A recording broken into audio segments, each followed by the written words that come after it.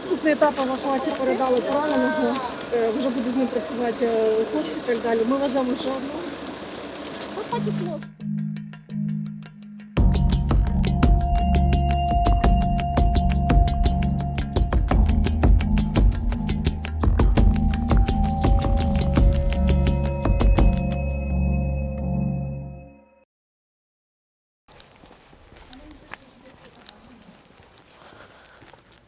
Це госпітальєрський знак. Ми з АСАП і госпітальєри об'єдналися. This is Kroha. She is a volunteer medic working in Donbas, close to one of the fiercest front lines of Russia's war in Ukraine.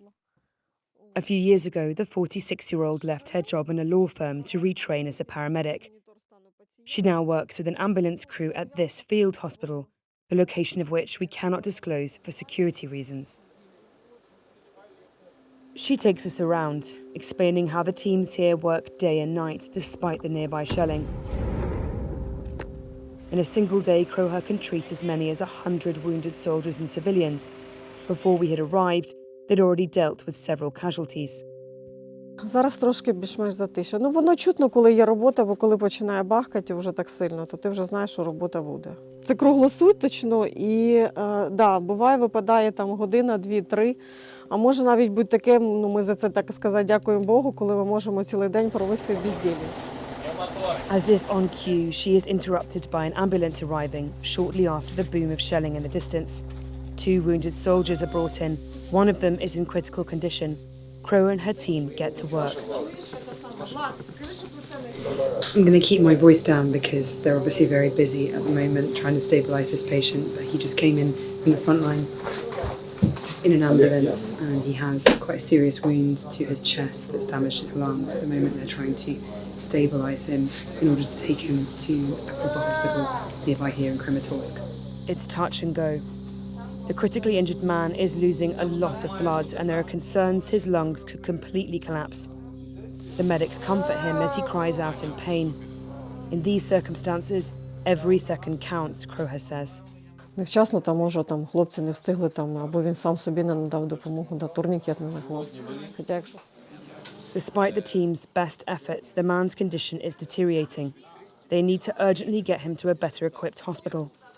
Kroha rushes him to a waiting ambulance ready for transfer, but this field clinic is located near the front line. They have to start the difficult journey to the nearest main town. The roads are bad and the area is still being shelled.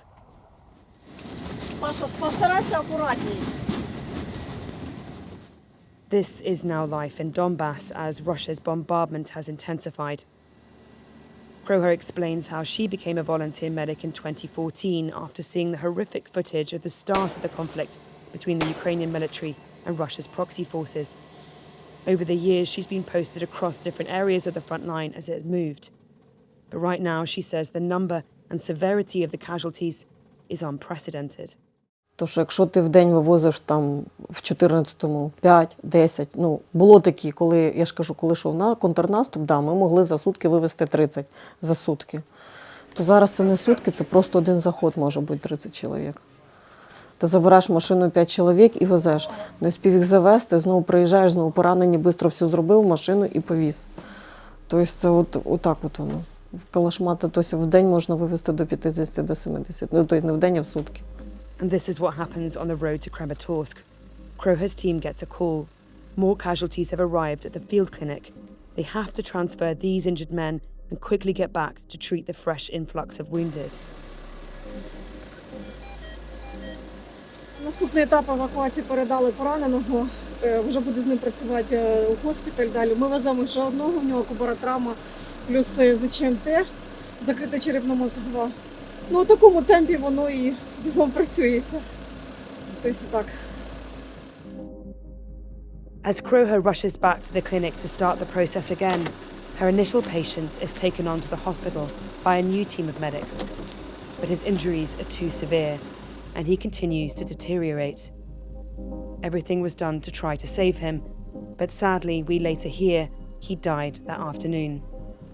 This is the daily, deadly reality in Donbas.